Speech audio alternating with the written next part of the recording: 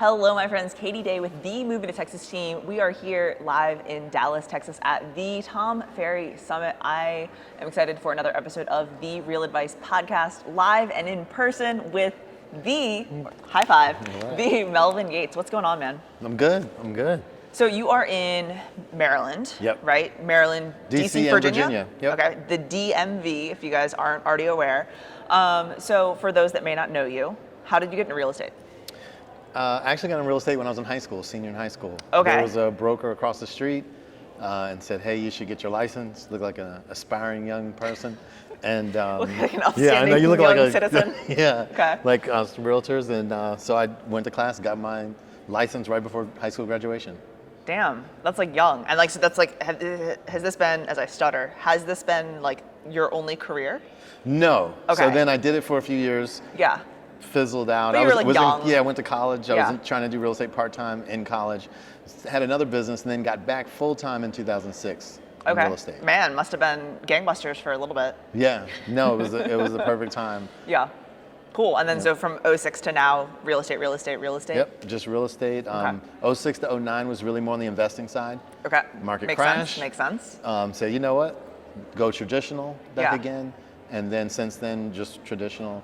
And then got in the brokerage business in 14. Well, that's what I was going to say. So I know you own your own brokerage, right? So I guess talk to me a little bit about that and like what was the catalyst? Did you have a team prior to the brokerage, or were you just like, I'm tired of how all this is going at ABC Realty. I'm going to start my own shop, or like what was the catalyst? Well, I was been doing seminars and training and Okay. coaching for 30 years, since Okay. 18.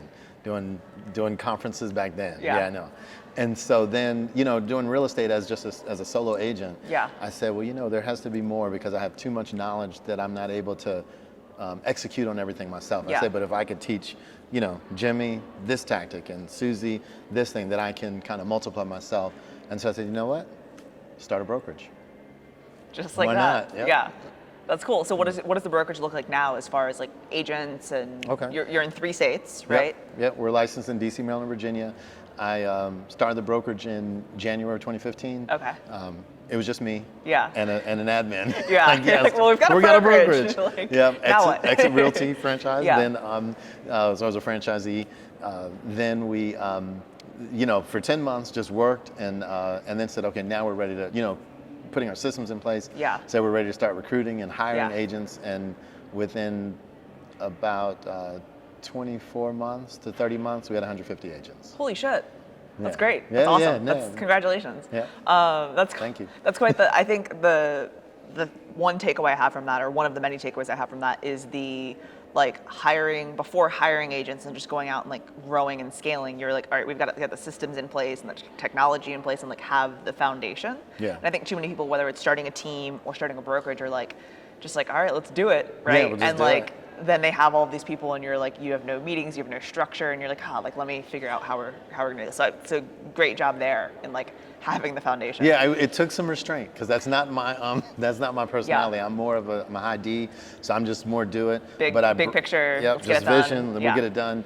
But I hired my former admin. She was my office manager, Yep. and then I started doing some contracting with an Keeps engineer you- friend okay. of mine, and they were like holding me back. Yeah. They were keeping me from being great. But what I realized all along was they were just helping me get ready with the infrastructure. Well, it's like that hockey stick growth too. It's like slow, and then like explosive, right? I mean, Yep. 100 plus agents in, a short period of time that's epic. That's awesome. Yeah. No. Cool. Yeah. It's exciting. Yeah, very cool.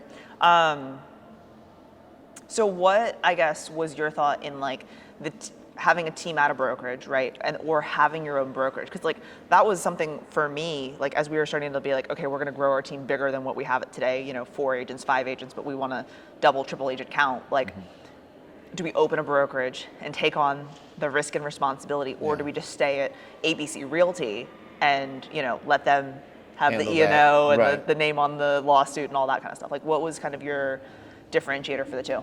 Well, I came from a different industry Okay. before real estate that was a lot more I guess my risk tolerance is very high. I guess Okay. I'll say that. The tolerance is my high, risk okay. tolerance is very high. So I was not concerned in the least with any of the, Okay. that stuff. Yeah. I said that will work itself out. I understood. I just accept the fact, okay, we're going to have lawsuits. We're going to have these other It is things. what it is. Cost of doing business. Right. Yep. And so none of that bothered me. So then when I grew the brokerage, and then when I ultimately decided to start a team Yeah. within the brokerage, I said, well, I've already got the infrastructure, and that's kind of working itself. Yeah. I said, I'm ready for a new challenge, and that's Yeah. what brought me to the team Yeah. within the office. Well, that's newer, right? That's new, brand new, Yeah. just a couple months. How's in. that going? Going well. Yeah. Going well. Got a handful of team members now, and, Yeah. and growing. And my plan is that I think that the team will, within 12 months, be producing more than 50% of the brokerage revenue. Yeah. Well, and I think that for team agents, and we know this just in real estate in general, right, is like when you have more accountability, when you have more things that you need to do, like just as an individual agent, your brokerage, I'm sure like you pay your due, whatever's due to the brokerage, and like that's kind of it, right? Yep. Like stay within the lines you need to stay in, but like do what you want as long as you're like legally and ethically within the rules, and they get their money. Yeah, right? Yep. So like as a team agent, I'm sure you have more things that they need to do and more, stuff. And it's like, there's no question in my mind, right? That like they would start to surpass the amount of income that's coming in just from the agents that kind of, do their own thing. Yeah, because and part of it, I tell them it's the general accountability that every agent comes in the office gets. Yeah. We have meetings, we have trainings, we have all the tools here. Yeah. We have everything you need to be successful, but we're not going to make you. Yeah. Versus the team aspect, I call it forced accountability. Yeah. If you have to do it. I mean, these are our If you guidelines. want- If you want to be on the leads, team, if you want if you want leads, if you want all the videography services, the transaction management, if you want all of the done for you stuff, Yeah. you have to do it. And if you don't do it, that's okay. Yeah. You just don't have to be able to do it on the team. Yeah. And so and we're seeing that, I'm sure you've seen, is that with that kind of forced accountability and that you're getting, that the agents will do, double, triple, quadruple what they would do when they're the boss of themselves. Yeah. Because most people aren't good. I'm not good at bossing myself around. That's Yeah. why I have a coach, right? Right, yeah. All right. So there's a few things I want to dig into, but we'll stay on the real estate topic for a minute, and then we'll kind of divert. But VAs. So you've leveraged virtual assistants for a while, yeah?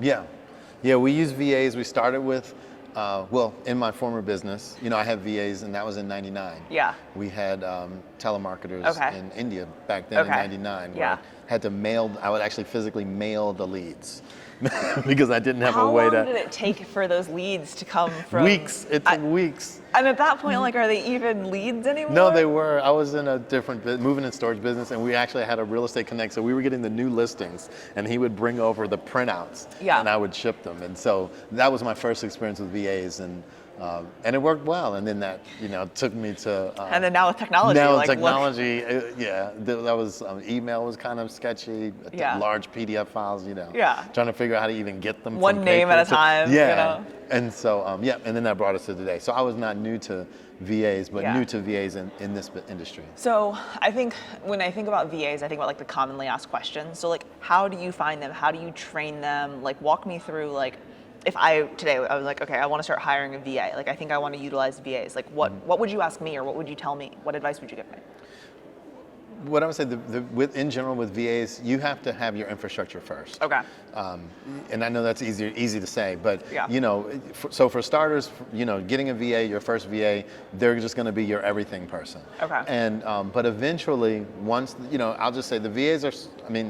And the VAs maybe are smarter than us, so they're gonna. Most people are smarter than I am, man. I like. They're gonna figure out your patterns. We all have patterns. Yeah. And then, eventually, you're going to have exposure. They're going to they will find a way to do less work but still make you happy for the same price. And so I think you do need management. So Yeah. a VA, and if you're not going to be the one that's supervising them, I would suggest having maybe your first VA, or you hire a few. One of them will stand out as a leader and make Yeah. that person in charge of the others. Okay. So you need to have infrastructure and processes and systems first. You need to have some sort of oversight. Yeah, and training.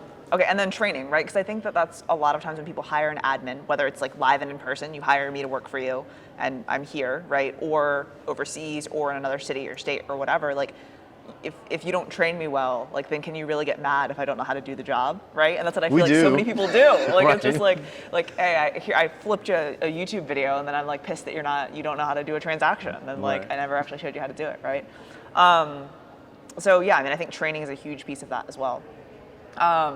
What other advice, I guess, would you give to someone looking to hire a VA? Because like people always talk about it. It's like probably one of, other than like CRMs and like different lead sources in like the Facebook groups, it's like people are always asking about them. I would say with the VAs, just having regular conversations with them, just like they were here in Yeah. person. Okay. If they were in your same office space, Yeah.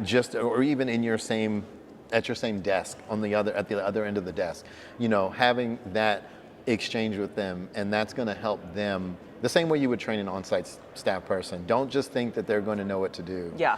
Because they're going to do the best they can. Yeah. But sometimes that's not necessarily what You're you looking want. for. Yeah. Do you find it difficult with like the time difference, or do they work 9 to 5 our time? Where jobs require standard 9 to 5 East Coast time, where we're in East Coast, then the VAs are on our same shift. Yeah. We But have for other some stuff. we have other roles, behind the scenes roles. There's no consumer interaction. Those jobs can be done on their time. Do you find that to be hard because it's like almost a flipped schedule? Like, our 9 a.m.s, their 9 p.m. almost. Like if you're like Philippines or like Asia, right? Yeah. No, I've found that right now it is almost the norm. I think I've found that there's been compression in price too with VAs, where I'll say this: I'm paying about the same for VAs now, maybe even a little bit less than I was in 1999. Wow, that's crazy. Because it's a lot more common Yeah. now. So a lot more people flooded into that Yeah. market space, and that supply and demand has created Yeah. more VAs, I think, or more people that want to work from home. And I'll say my VA manager had a job that she was paid very well at, but her commute, she had 7 hours of commute a day to and from work, 7 hours per day, but it was a 5-day work week. Yeah. She didn't have to work 7 days. She was able to get home to her family, spend the weekends with her family, and now she's making more money than that without the commute, and she's with her family every All the day. So time, for her, it's a win, and I think most VAs are finding that as a win-win for them. So they're willing to do it, and take less money or comparable money, but just have a better quality of life. Yeah. So we've talked about real estate. What advice would you give? And I mean, I'm sure you talk to a lot of brand new agents. So I just got my license. I'm ready to hang it at a brokerage. What advice would you give to me? Like, what's your, I would say make sure that you interview three brokerages. Okay. Do you don't- say that even if you're the first brokerage? I do. I always say it. Yep, I definitely say it. And I won't even let them sign up when they meet if we're the first person Yeah. to meet, we schedule an onboarding a week after. Okay. To give them time to shop around. I feel like that's also like very like secure. You're like, hey, like I know you'll be back, but like go do your thing. Go. And they say, well, why do you say that? And then I was like, just shop around and you'll see, who's the best fit for you. Yeah. How do you feel like if I'm an agent, how do you feel like I would know if it's the right fit for me? Well, what I do is I have a list of, kind of some things you should be looking for. Yeah. I said the most important thing is going to be training and support and infrastructure. Yeah. I said, and we talk about the big brand, we talk about the mom and pop, Yeah. everyone has an auntie who's a broker or a godmother, and they're going to personally, or an uncle, they're going to personally mentor them. And I said, yeah, and that's great. You'll get a lot of one-on-one attention. Maybe. But it's not going to be structured or organized. Yeah. And so what's most important is going from A to Z in order. Yeah. Not necessarily, hey, come on, we're going on a listing appointment today, right? Yeah. Like a listing appointment, Yeah. what should I wear? Yeah. It's best to, go through that. Yeah. No, I like that. And I feel like I see it a lot too with the agents that are like, oh, well, like Melvin's a top producer, so I'm going to go work for him for a while. And I'm like, okay, but he doesn't have a team. He just like sells a lot of real estate, So it's like the structure isn't always there, and I think the structure, especially in training, is so important because I mean, there's just so much, and you learn none of it when you get licensed. Right, and I'll tell them, look, whatever they did in their career before, in some cases if they're dual career, let's say they were a nurse or a legal assistant or a contractor or an electrician. I say, could I come on your job and follow you around for a week straight and know everything there is? Yeah. No, what about a month? What about a year? And in most cases, I said, this is a whole career, just like being an electrician, just like being a school teacher. I said, you're going to learn over time, but there is no, everyone wants the one book or the one ebook. Preferably. Remember ebooks? They want the one 30-page ebook, right, that they could read. Get rich in real estate. Yes, fast. and then they'll know everything they need to know. You want to write it? Let's write it. We'll do it. Yeah. Well, so speaking of, what would be like a book or two that you would recommend someone read, like for either mindset or, just kind of business building, something like that? I like How to Win Friends and Influence People. Okay. I like some Old of the school? older books. Yeah. Yeah, just classic. some fundamentals. The E-Myth is good at getting folks out of, to step back and look at their business as a business. Yeah. And not, sometimes people get into real estate and look at it maybe as a hustle. Yeah. I'll make some quick money on the side. Like I'll tell you, the number of people that come to our office and join the office, they onboard, they're quick to get their voided check in, so all the millions of dollars can get deposited right into their account. And then they don't come back. All right, so the other thing that I want to talk about, not so much real estate related, is one of your hobbies, jiu-jitsu. Yeah. Maybe not hobby, because tell me a little bit more about that. Yeah, well, I was a wrestler, college wrestler. Yeah, okay. And so after college wrestling is either I'm gonna go to the WWE, which I was too little, or find something else to do. Yeah. So I took up, at that time it was called Gracie Jiu-Jitsu. Okay. Before the federation, and so I ended up finding a school, like that was 96, 97. Yeah. And started doing jiu-jitsu and did a little MMA. Yeah. At that time. That's very cool. And didn't you do? Yeah, I did. I competed internationally. Yeah. Yeah. I got in 2001. I got the silver medal in Rio. The Olympics. Yeah, no, not quite, but yeah, in my division, I did get the silver medal. Then an international freaking. Yeah, back when jiu-jitsu was it was in an infancy stage. Yeah. At least on the world stage, and so there weren't a whole lot of Americans even involved. There weren't that many. Yeah. I mean, in the grand scheme of things, there weren't that many. Yeah.